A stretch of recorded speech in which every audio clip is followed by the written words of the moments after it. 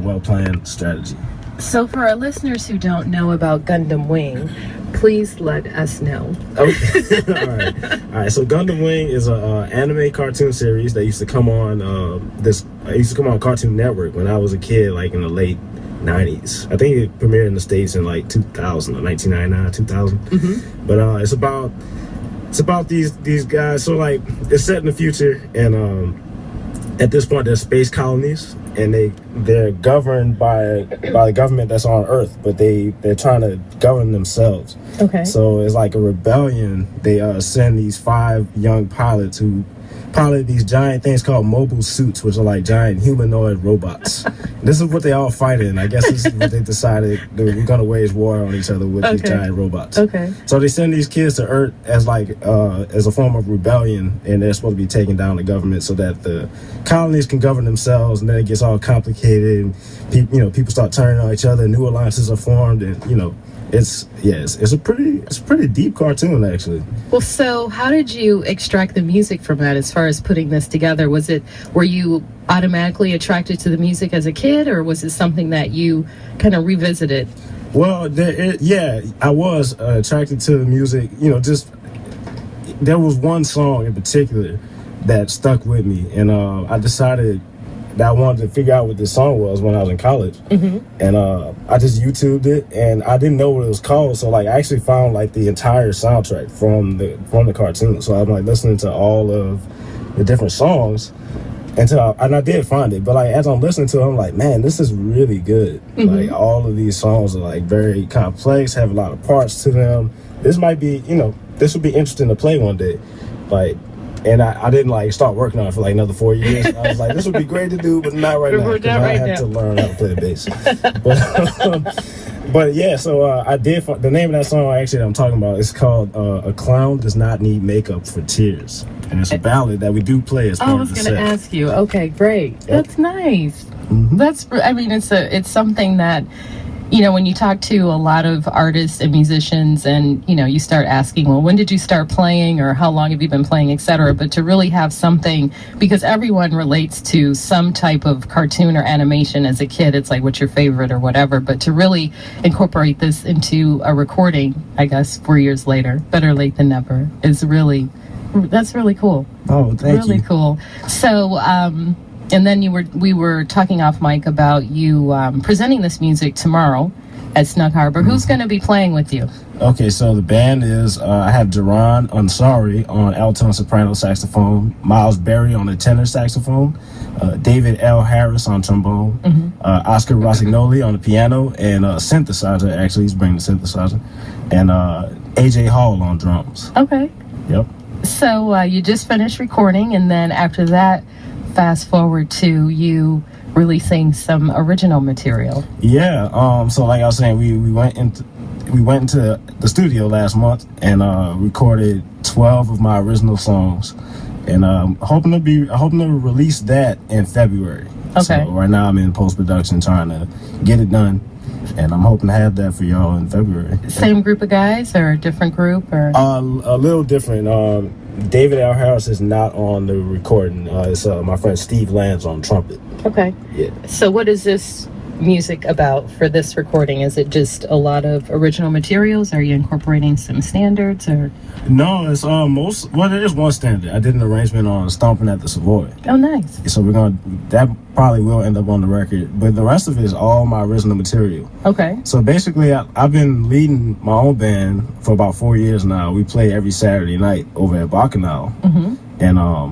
And I've been writing and developing my writing and bringing in a bunch of tunes. And everybody was like, "Man, when you gonna make a record?" And I was like, I wanted to, but right. I just hadn't decided to do it. Yeah. So in the midst of promoting our first Gundam Wing show this summer, I just called Misha over at Esplanade Studio. I was like, "Man, let's do it." Yeah.